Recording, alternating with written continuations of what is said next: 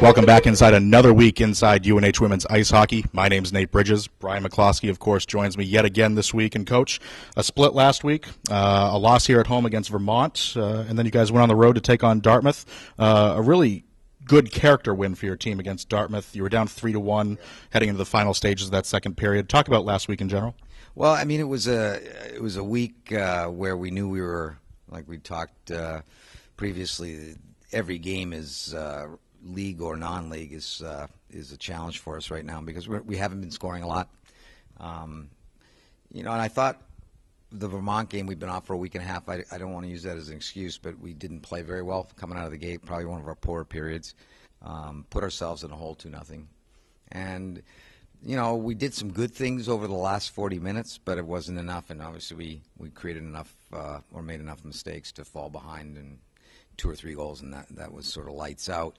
And then I thought it was kind of gut check time, whether we were going to, we had to go on the road. Dartmouth's a good team, play well at their building. So, we changed up some things with the lines.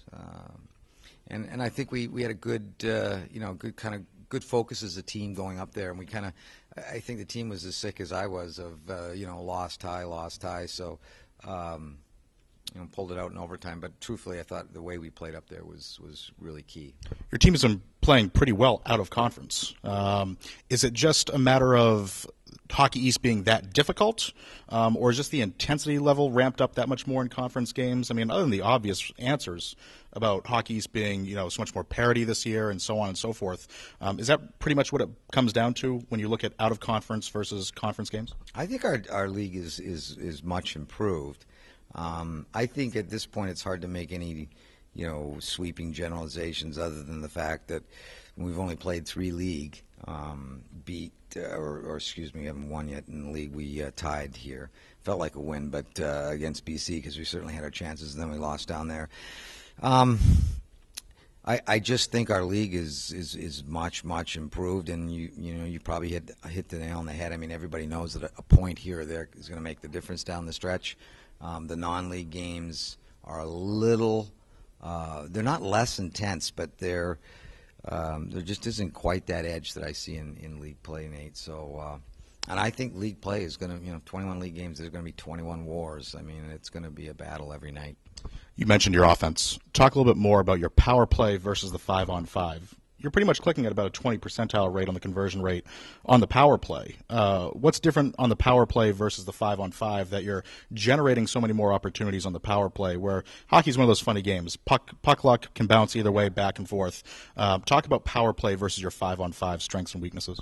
Well, I think 5-on-5, you've got to create opportunities for yourself in even man situations. I think where power play can be an effective tool is if you can teach your kids how to use the man advantage spacing, to create a lot of opportunities. And we work a lot on that. We certainly work on offense 5-on-5. It's not that we don't, but I think 5-on-5, basically somebody has to miss a check or somebody has to beat somebody one-on-one. Whereas with the man advantage, you're really talking about, can you move the puck into places where the other team can't rotate quick enough to cover. And so there's a little different strategy involved there. But at the end of the day, in both situations, you're not going to have a lot of success unless you've got players who can beat someone one-on-one or have a knack for depositing the puck. And, we've been getting pretty good balance, though, out of our forward lines. And our power play, as you noted, is improving. There's no question about it.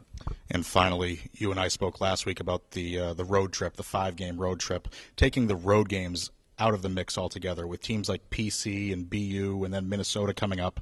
Over the last few years, this is probably one of the tougher stretches that you guys have had over a few-week time period. Yeah, it is. But even going to Dartmouth, they're a good team in their building, I think.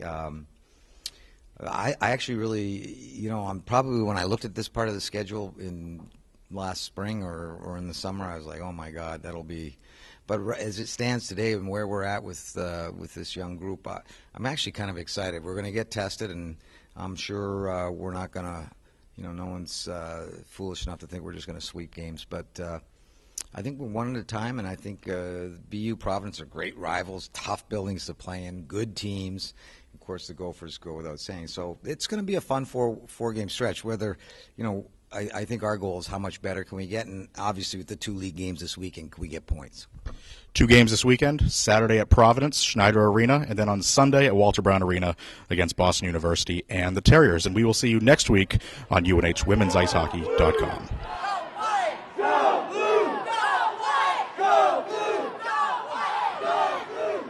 Joined by Emma Clark, senior forward here on this UNH women's ice hockey team. And Emma, great game the other day against Dartmouth. You guys were down 3-1 in the latter stages of the second period there. 2 goals, including the game winner. Talk a little bit about that game.